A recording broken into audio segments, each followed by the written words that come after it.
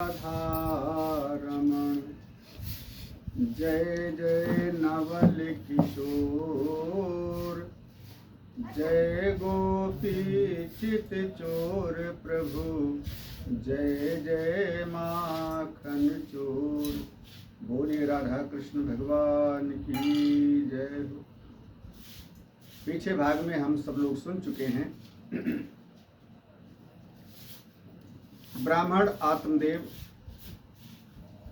सन्यासी से निवेदन कर रहा है, रो रहा है, अपने दुख का कारण बता रहा है, हालचाल बता रहा है और अपने दुख की निवृत्ति का साधन पूछ रहा है। आगे क्या चरित्र होता है इसको आप सब लोग सुने। इसके पहले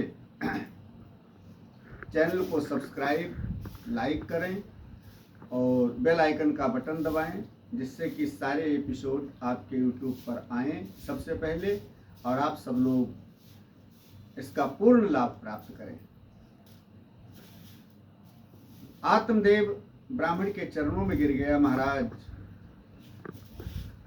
मैं तो पूर्व पाप के संचित दुख से ज्यादा दुखी होकर के, संतप्त होकर के वन में प्राण खोने के निमित्त आया हूं, क्योंकि मेरे जैसा भाग्यहीन कोई दूसरा हो ही नहीं सकता है।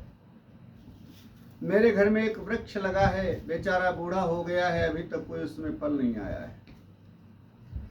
यो मया रोपितो वृक्षः सोपि बंध्यत्वमाश्रयेत्।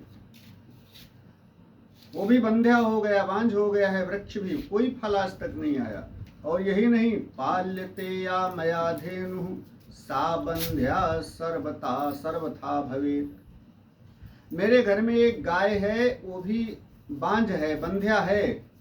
आज मैं तो बड़ा ही भाग्यहीन हूँ, मेरे तो कोई संतान है ही नहीं।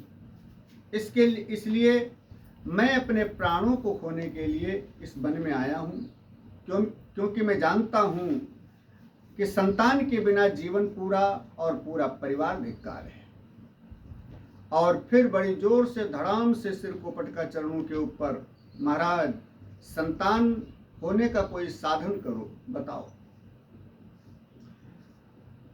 साधु महात्मा जी मन ही मन विचार करने लगे। मैंने सोचा था कि ये ब्राह्मण जंगल में अकेले बैठा रो रहा है, हो सकता है परमात्मा के लिए रो रहा हो।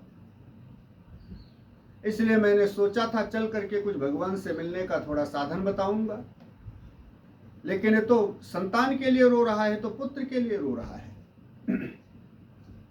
संसार में ईश्वर के लिए रोने वाले 0.1% नहीं मिलेंगे। ईश्वर के लिए परेशान होने वाले कोई नहीं मिलेंगे। बस परेशान सांसारिक सुख, लौकिक सुख की वेदनाओं से संतप्त होकर के ज्यादा दुखी मिलेंगे लोग। संत कहते हैं, कोई तन दुखी, कोई धन दुखी, कोई तन दुखी, कोई मन दुखी, कोई धन बिन रहत उदास, और थोड़े थोड़े सब दुखी, लेकिन सुखी राम को दास।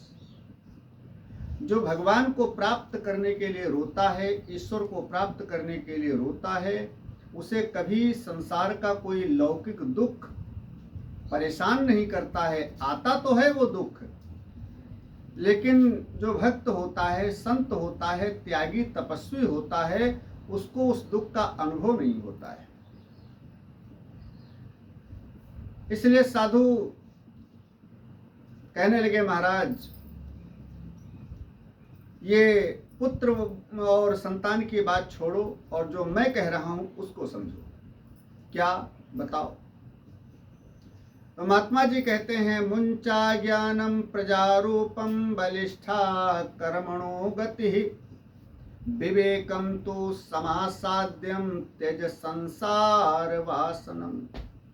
मुंचा ज्ञानम प्रजारूपम, ये जो पुत्र का, प्रजा प्राप्ति का, या धन प्राप्ति का, या संसार के लौकिक सुख प्राप्ति का जो ज्ञान है, ये व्यर्थ है।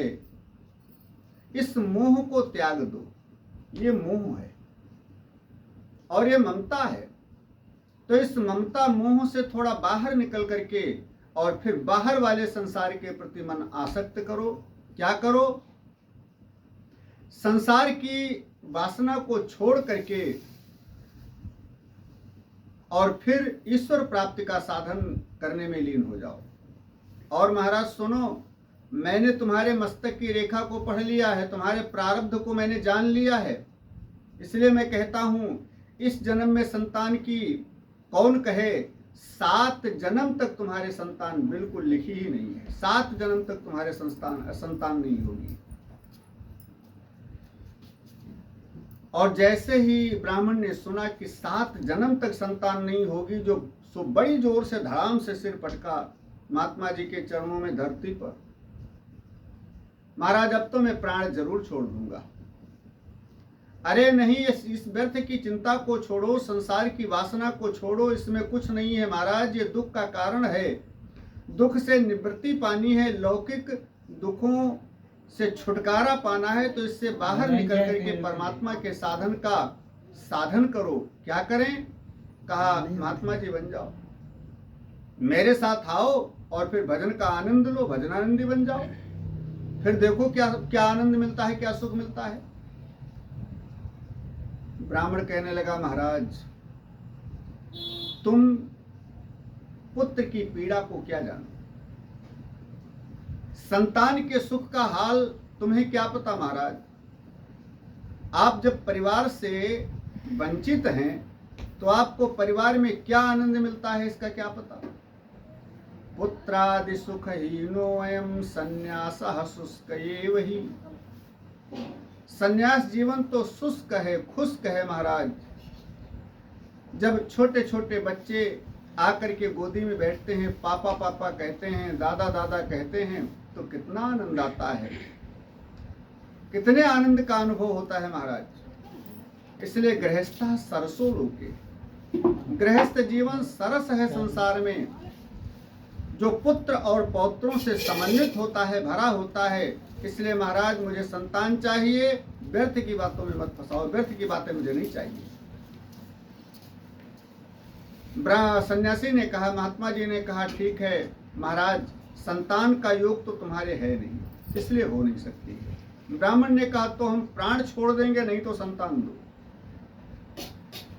तो महाराज हम यहाँ से चले जाएं, तब तुम प्राण छोड़ो, मर जाओ, कोई चिंता नहीं, हम चले जाएं यहाँ से। आत्मदेव कहने लगे, ना महाराज, त्वदग्रे, तुम्हारे सामने ही प्राणों को छोड़ूंगा, मर जाऊंगा अब की बार सिर पटक करके, और ब्रह्म हत्या का पाप तुमको लगेगा। अब तो सन्यासी बड़े चक्कर में पड़ गए। अच्छी राम राम हुई, आए थे हरिभजन को ओटन लगे कपास। कहाँ अच्छा खासा भजन करते जा रहे थे और अच्छी राम राम हो गई इनसे, ब्रह्म हत्या का पाप और सिर पर लगेगा। अब सन्यासी परेशान होकर के एक फल निकाला अपनी झोली से, आत्मदेव को दिया, इस फल को ले जाओ, अपनी पत्नी को खिला देना, संतान होगी। अब तो आत्मदेव बड़ा प्रसन्न हो गए। महाराज हम पहले से जानते थे, संत बड़ा दयालु होते हैं, कोमल चित्त वाले होते हैं, जरूर कृपा करेंगे। महाराज बड़ी कृपा हो गई, और नियम बता दीजिए इसमें क्या करना है मेरे को, मैं सारे नियम करूंगा। सो थोड़े बहुत नियम बता दिए। देखो, प्रातःकाल ब्रह्म मुहूर्त में उठना और जमीन पर सोना, एक बार भोजन करना, स्वल्पाहार करना, ब्रह्मचर्य का पालन करना, इधर उधर की बेकार की बातें मत करना, ऐसे नियम बता दिए। ब्राह्मण ने कहा, ठीक है महाराज। सन्यासी बाबा तो चले गए। आत्मदेव ने फल लेकर के दौड़ते दौड़ते घर को आए और बड़ी जोर से आवाज दिया, अरे सुनती हो? नंदली अंदर से बोली, क्या है? अरे बाहर तो निकलो, देखो क्या लेके आया हूं। नंदली ने सोचा सुबेरे के गए हैं, इतनी देर में आए हैं, शायद बहुत बड़ा तगड़ा माल लेकर के आए हैं मेरे लिए। सो बाहर निकल करके आई, क्या बात है, गला फाड़ के चिल्ला रहे हो? अरे देखो ये फल लेकर के आया हूं, खा लो इसको। नंदली ने कहा, गला फाड़ कर तो ऐसे चिल्ला रहे थे, मालूम पड़ता था नौलखा हार लेकर आए। ये फल हमने कभी नहीं खाया है क्या? ऐसे फल हमने नहीं देखे हैं? आत्मदेव ने कहा, अरे बाबरी, ये ऐसा वैसा फल नहीं है। ये फल खाओगी तो संतान होगी, पुत्र होगा। ये संतान देने वाला संत का दिया हुआ प्रसाद है, खाओ इसको। धुंधली फल को लेकर के कहने लगी, ठीक है महाराज, आप जाइए, मैं फल को खा लूंगी। नहा धो करके बढ़िया भगवान की पूजा करके पवित्र होकर के फल को खाऊंगी। इतना पवित्र संत का दिया हुआ प्रसाद ऐसे थोड़े खाएंगी। ठीक है, ब्राह्मण चला गया। इधर धुंधली उस फल को लेकर के बैठी। इतने में एक पड़ोसन आ गई। पड़ोसन आ गई तो धुंधली उदास बैठी थी।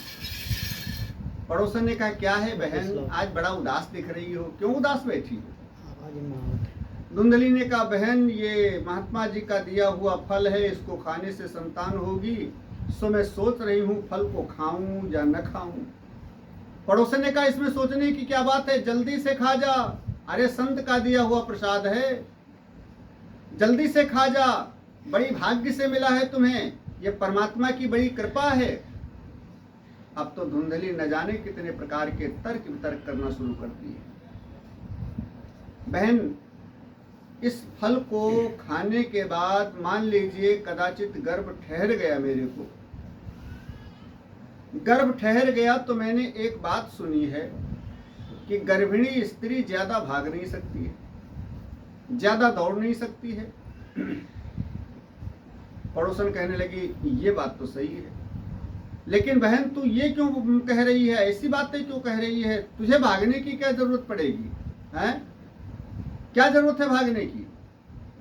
धुंधली ने कहा, बहन, मान लीजिए कि घर में आग लग जाए अचानक, तो सब तो भाग जाएंगे, लेकिन हम कैसे भागेंगी? अरे बहन, ऐसी अनहोनी बातें मत निकालो, ऐसा कभी कभी होता है, संयोग से ऐसा थोड़े होता है, तो फल को खा ले। अरे बहन, एक और समस्या है, मैंने सुना है कि गर्भवती स्त्री ज्यादा काम काज नहीं कर पाती है घर का। हाँ, सो तो ठीक है। अरे तो बहन, मेरे नौकर चाकर तो है नहीं, मेरे को ही सब करना पड़ता है, फिर मैं घर का काम कैसे करूंगी, घर के काम कौन करेगा फिर? पड़ोसन ने कहा, बहन तू ऐसा कर, तेरी जो ननद है ना, उसको बुला लेना। अरे जब लड़का होगा तो बधाई देने तो आएगी, और तुमको भी बधाई देना पड़ेगा, सो 2-4 महीना पहले ही बुला लो, काम करेगी, सेवा करेगी और अपना बधाई लेगी। धुंधली ने कहा, अरे बहन, ननद का नाम मत लेना, वो बहुत चुट्टी है, जब आती है कभी तो कुछ न कुछ हाथ साफ कर जाती है घर से, इसलिए उसका तो नाम मत लेना। पड़ोसन ने कहा, अच्छा ये बात है, तो कोई नौकर रख लेना, एक कोई नौकरानी या नौकर रख लेना, घर का काम करेगी, तू तो फल को खा ले बस। धुंधली ने कहा, बहन एक बात मैंने और सुनी है, मैंने सुना है कि सुखदेव जी महाराज अपनी मैया के पेट में 12 वर्ष तक रहे। पड़ोसन ने कहा, सुना तो मैंने भी है, कथा में, सत्संग में, कथा में सुना तो मैंने भी है। धुंधली ने कहा, तब तो मेरे बस की बात नहीं फल खाने की। अरे 12 वर्ष की छोड़ो, कहीं 2, 4, 5 साल मेरे गर्भ ठहर गया, तब तो मैं तो बिना मारे मर जाऊंगी बहन, इसलिए मेरे बस की बात नहीं फल खाने की। सनत कुमार जी कहते हैं, नारद जी ऐसे अनेक प्रकार के कुतर्क किए, एवं कुतर्क योगेन फलम भक्षति नैव चा, अनेक प्रकार के कुतर्क करके और फिर फल को नहीं खाया। फल को नहीं खाया, पड़ोसन तो चली गई माथा पीट करके, बहन तेरी जो मर्जी आए सो कर, मैं तो जा रही हूं, चली गई। इतने में थोड़ी देर के बाद उसकी बहन आ गई, धुंधली की बहन पास में बैठ गई। क्यों उदास हो बहन? धुंधली ने सारी बात उसको बता दी। और धुंधली की बहन यही चाहती थी कि इनके कोई संतान न हो, और जब इनके संतान नहीं होगी तो इनका सारा धन मेरे को मिल जाएगा। इसलिए और इसके कई लड़के थे, 9-10 लड़के थे। सो इसने सोचा हमारे घर में खाने वाले तमाम हैं, लेकिन खाने के लिए कुछ नहीं है, और धुंधली के यहाँ खाने वाला कोई नहीं है, खाने के लिए धन बहुत है। और ये बड़ा विशेष संयोग होता है, किसी के यहाँ खाने वाला कोई नहीं, संतान के नाम पर कुछ नहीं, धन इतना है कि उन्हें खुद नहीं पता हमारे कितना है। और बहुत लोग ऐसे हैं कि खाने वालों की लाइन लगी है, लेकिन घर में अन्न का एक दाना नहीं है। ऐसे अनेक उदाहरण देखने को मिलते हैं। घर में 12 लड़के हैं और खाने के लिए अन्न का एक दाना नहीं। और किसी के यहाँ 1000 करोड़ का टर्नओवर होता है प्रतिवर्ष, लेकिन घर में खाने वाला कोई नहीं, एक संतान नहीं। ऐसे संयोग दुनिया में चलते हैं। तो धुंधली की बहन विचार कर रही है कि अगर इसके संतान नहीं होगी तो इसका पूरा धन मेरे को मिलेगा। सो कहा, बहन तू चिंता काहे को करती है? अरे इन बाबा महात्माओं के चक्कर में मत पड़ो। ये बाबा लोग ठगिया होते हैं, फल दे करके तुमको बहला रहे हैं, कहीं कुछ ऐसा वैसा न हो जाए बहन, तो फल को मत खाना। हाँ, बाबा लोगों पर विश्वास कम करना चाहिए। तो बहन समस्या का समाधान कैसे होगा? सुन बहन, हमारे गर्भ है, हमारे गर्भ ठहर गया है, मेरे से जो संतान होगी मैं तुमको दे दूंगी। अपना लड़का मान करके, अपना बालक मान करके उसका पालन पोषण करना। अपने पति को बातों में तुम बहला लेना। धुंधली ने कहा तो फल को क्या करें? कहा घर में गाय बंधी है बेकार, परीक्षा भी हो जाएगी, गाय को खिला दो। अगर संत की बात में दम है तो गाय की भी हो जाएगी संतान, इसलिए खिला दो उसको। तो परीक्षा के लिए गाय को खिला दिया गया। सनत कुमार जी कहते हैं कि फलम अर्पय धेन्यम त्वम परीक्षार्थम तु सांप्रतम। परीक्षा के निमित्त फल गाय को खिला दिया गया। और स्त्री स्वभाव से अनेक तर्क वितर्क कुतर्क के द्वारा अपनी बहन की बात मान करके गर्भवती होने का नाटक कर लिया। आत्मदेव को बातों में बहला लिया। सुनते हो, फल का बड़ा असर हुआ है, महात्मा जी के प्रसाद का बड़ा असर हुआ है, मेरे को तो बड़ा फायदा हो रहा है। आत्मदेव बड़ा प्रसन्न। धीरे धीरे समय आया, बहन को संतान हुई, तो संतान होते ही तुरंत धुंधली को संतान दे दिया गुप्त रूप से। और सवेरे धुंधली उठी तो अपने पति को बुला करके बड़ी जोर से प्रसन्न होकर के, खिलखिला करके, हंस करके, मेरे तो संतान हो गई, पुत्र हो गया। अब तो आत्मदेव की खुशी का ठिकाना नहीं रह गया। आनंद की बधाइयां बजने लगी, बड़ी खुशी मनाई। जिस दिन धुंधली के यहाँ बालक हुआ उसके ठीक 3 महीने बाद, त्रिमासे निर्गते चाथ साधेनु सुसुवैर्भकम सर्वांग सुंदरम दिव्यम निर्मलम कनक प्रभम। ठीक 3 महीने बाद उस गाय के भी पुत्र का जन्म हुआ। गाय से बछड़े का जन्म नहीं हुआ, पुत्र का जन्म हुआ। उसके लिए बताया है सर्वांग सुंदरम, बड़ा सुंदर है, एक एक रोम जिसका सुंदर है। सर्वांग सुंदर, दिव्यम निर्मलम, माने मन का भी निर्मल और दिव्य। कनक प्रभम, स्वर्ण के जैसा चमकने वाला गौरांग शरीर वाला बालक हुआ, बछड़ा नहीं हुआ। कान लंबे लंबे हैं, थोड़ा गाय के जैसे, इसलिए आत्मदेव बड़ा प्रसन्न। गांव के लोग बड़ा खुशी मना रहे हैं, भाई देखो भगवान देते हैं तो छप्पर फाड़ कर देते हैं। पहले एक संतान के लिए तरस रहे थे, अब भगवान ने कितनी बढ़िया सुन लिया। देखो गाय के भी बछड़ा, गाय के भी पुत्र हो गया। आत्मदेव तो इतना खुशी में पागल, तुरंत पत्रा खोला और सबसे पहले गाय के पुत्र का नामकरण किया। उसका नाम रखा गोकर्ण। गोकर्ण।